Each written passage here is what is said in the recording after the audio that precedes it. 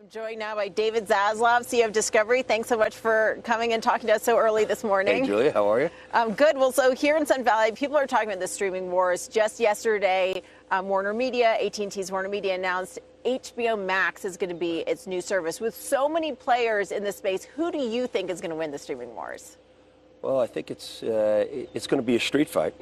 And the good news for us is we think we've kind of sidestepped it. You have the greatest media companies all chasing the same ball, scripted series and scripted movies. So you have Netflix, Hulu, Comcast and NBC are launching, Randall and Stanky with HBO Max. But they all kind of look the same. Apple is doing it. Scripted series, scripted movies. Great companies going to be fighting over that market share, price of content going up. It's great to watch. I think it's great for consumers.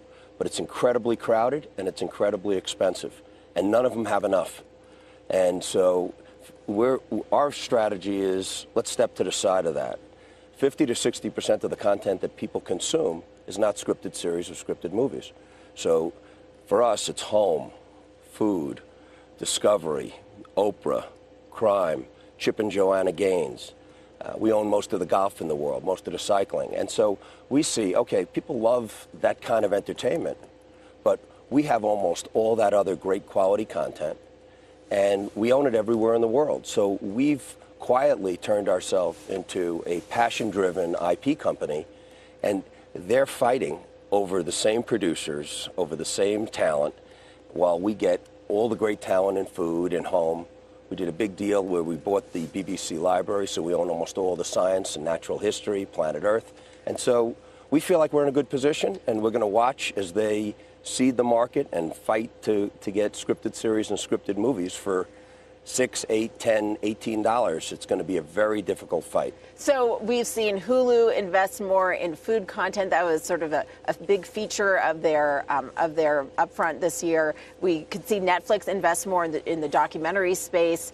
And so what happens when those companies decide that they want to go after your viewership, especially when you have a company like Netflix, which is spending billions and billions of dollars? What if they shift into your space?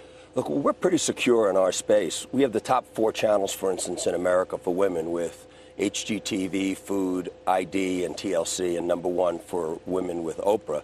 And people could watch anything, but when they want to watch food, they come and they spend all their time with the great chefs that we have and the great content. And most of the producers that produce well in the food area or the home area or natural history or crime, we've been doing business with them. And so, and more importantly, people aren't buying Netflix to watch a home show. They're not going.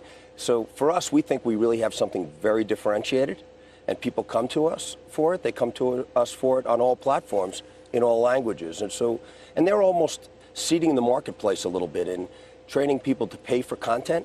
And IP and content is becoming more and more valuable because people are spending more time consuming content. But they may be training people to pay for content a la carte, but they also may be getting people to cut the cord, and people are mostly watching your content, at least here in the U.S., on live TV. Well, first, the traditional business is in secular decline. But our business globally, we're generating about $3 billion in free cash flow, and we have a low to mid-single-digit growth company having nothing to do with all the global IP that we own. And we've said that we think it's sustainable that we can grow low to mid-single for the next several years. So we do have decline, but the advertising market is strong. The upfront was very strong. And as we look at our traditional business, we feel that we have a nice growth business. But we're investing in this global IP, and we are going direct to consumer with golf, with cycling, with natural history, and we're the leader in women in America, and we have all that we could bring direct to consumer. I want to hear more about the advertising business, but first, in terms of your direct-to-consumer businesses, it's really more about these passion products. You're asking people to subscribe for a golf or a cycling service here in the U.S., and then you have a broader or something more similar to ESPN+. Golf everywhere but the U.S. Golf everywhere, and then also cycling. So my question is, as there are this proliferation of direct-to-consumer services, people are only going to subscribe to a limited number of them, ultimately. They can't subscribe to all of them. So does the fact that there are going to be so many new players in the market just in the next year mean that that's more competition and it's going to raise the bar and make it harder for you to add subscribers to your services? I think it's going to be harder for them because they're all doing the same thing. They all have scripted series and scripted movies. And the script and the movies it's becoming more and more commoditized. You see the same movies, you see the same movies on each of these platforms. And so if you want scripted series and scripted movies, you can go to Showtime, HBO, Amazon Prime, Netflix, Apple TV, HBO Max. But if you think about when you were younger and you waited for a magazine, if you love golf, we have all the golf in the world outside the U.S. We have almost all the natural history and science in the world. We're dominant in food. Most of the great chefs domestically and around the world work for us, the great home designers. And so we do think that quality IP is important. That's why we did a deal with Oprah. That's why we did a big deal with Chip and Joanna Gaines. That's why we did Scripps, because we think people that love food are always going to come to food. People that love home are always going to come to home. So we think that this is an ecosystem that'll work together. It's almost like a soccer field.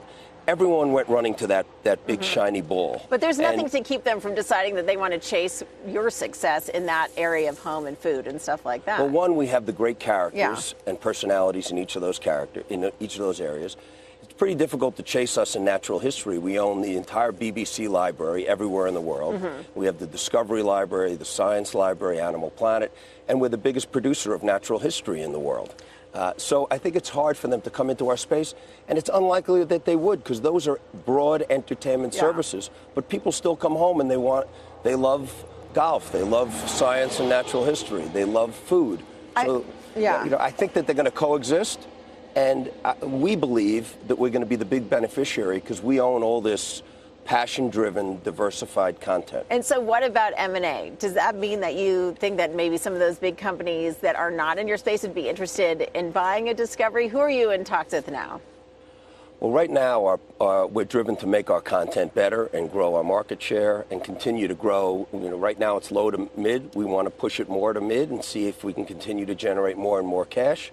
But one thing has changed, Julia, over the last 2 years, and that's that each of those players that are chasing that ball, that are doing scripted series and scripted movies, they're chasing IP, and none of them have enough.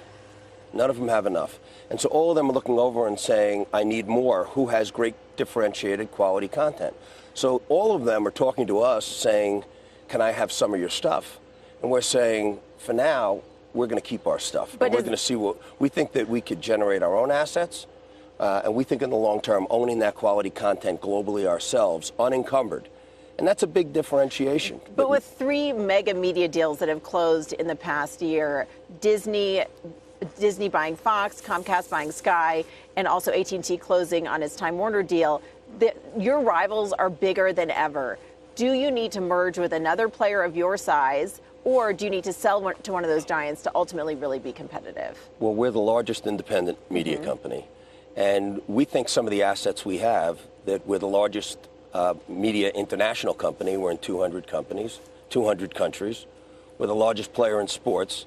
So we think that in our area, that we're big enough. We're the biggest player in golf. We're the biggest player in cycling, biggest in natural history. But in the long run, if we're wrong, then we have the biggest assortment of great IP in affinity groups that people love, and we're in every language around the world. We think that we're going to win either way. We'll be more valuable. So are you having any deal talks right now? No, most of the discussions that we're having are around getting our content direct to consumer, or we're pushing off each of these players and saying we're not ready to sell our content to you. Joe has a question. You want to jump in here? Morning, Joe. Good morning, David. I'm just wondering if there is a number for you that you'd go, I mean, it'd be expensive to buy you. It'd take a pretty big player. Well, look, right now we're trading, from our perspective, incredibly cheap. We're at about 8 times free cash flow. And we're generating $3 billion about $3 billion in cash, and we think we have a sustainable low to mid-single-digit growth company. But we're being penalized. We're spending a few $100 million.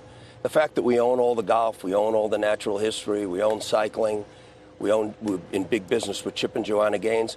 The street's not giving us any credit for that. So if we're right and we could turn that content direct to consumer, and we have a sustainable traditional business, but then we own all this differentiated IP, and we can get it into the hands of people on every device, which we're starting to do, and we're doing that for the last couple of years. As that starts to scale, then we could be a hell of a company, and we could have a hell of a run, and I could be here in 10 years talking to you about their strategy of quality content and not scripted series and scripted movies. I want to ask you about advertising. You mentioned that the upfront was strong, and I'm wondering if that's because you're appealing to advertisers as a place for safe premium content, as an alternative to Facebook and YouTube, which have been struggling with issues around brand safety. Is that something that you're talking about with advertisers, and have their issues and challenges benefited you?